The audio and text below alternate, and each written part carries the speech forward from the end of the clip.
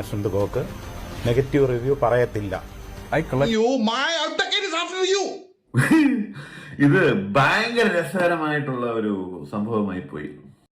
നമ്മളെ ശരിക്കും നമ്മളെ ഉപദ്രവിച്ചിട്ടുണ്ട്. അതിൽ പ്രധാനമായിട്ടും പറയേണ്ടുന്നത് അശ്വന്ത് ഗോക്ക്, 2 ഉണ്ണി വ്ളോഗ്.